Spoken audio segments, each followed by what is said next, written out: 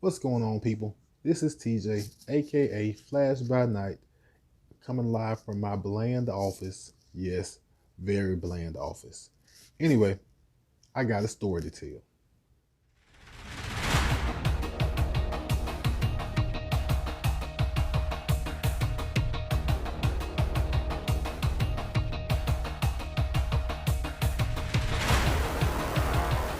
So, a little under 2 years ago, I think it was summer of 2019, um, I was in a flea market, kind of looking around like collectors do. Mind you, at the time, I wasn't what you would call a collector. I had been reading comic books for a couple of years.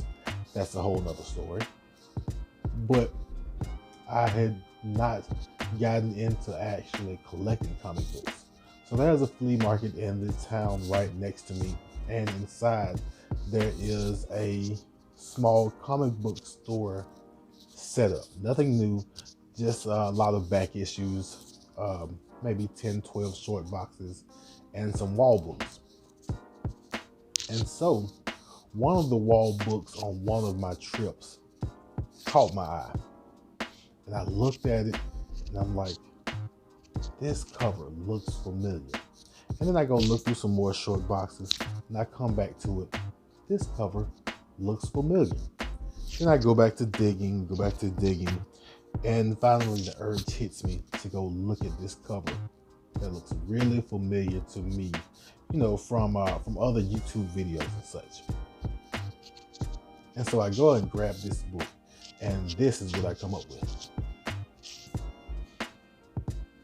Yes, Brave and the Bold, number 28. Now, as I said, this cover was really familiar. I'd seen it before.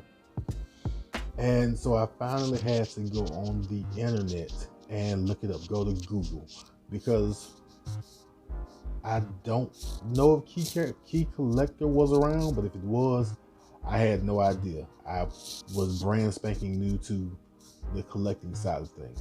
So I grabbed the book, looked it up, and it turned out to be the first appearance of the Justice League. And I looked at the value, and it's a few $1,000s that I know of for the book, and it's $2 at this flea market. And so I grab it, hug it really, really close, try not to damage it. But at the same time, I wasn't ready to go.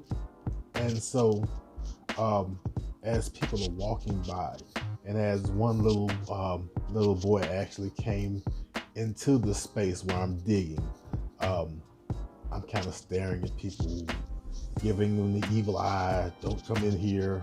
This is my digging hole. This is my book. Stay back. And eventually, I left the store with the book after I was through, digging through the rest of the boxes, seeing if there's anything else I wanted. Now, when we leave, because I'm with my wife at the time, I'm still busy doing things throughout the day, aka the honeydew list. But I've got Brave and the Bold 28. No honeydew list can stop me. We can do work all day. We can clean. We can move. We can do whatever. I'm in my skippy place, as the commercial says. So we do what we're gonna do for the rest of the day, and then around 6 or 7 o'clock, we go ahead and chill out. And I look back at my book, and I'm looking at it, and I'm like, I cannot believe I have this book, and it was in a $2 bin at a flea market. How lucky can one person get? And so as I get ready to carefully put my book up, I open the drawer that I have my books in, because I didn't even have a long box back then, or a short box back then. And so I get ready to put my book in this drawer, and then I take a look at the back. And yep, if you look real close, you will see that I have a replica. In fact, it's a Wink Ink special. It's a Loot Crate replica. Yeah.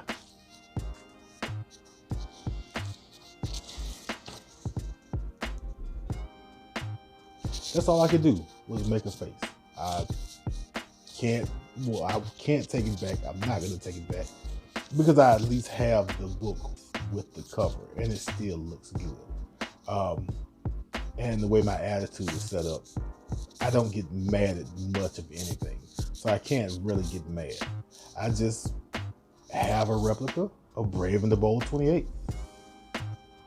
But what that did lead to was me asking more questions about actual collecting, learning about the tips and tricks of the trade, and actually taking it more seriously. So I guess grabbing the fake in the bowl was not that bad of an ordeal. But from now on, I'll check the bag. And so that was my little short story about finding my first big grill, which ended up being a big bust. But it's okay. We'll get there one day.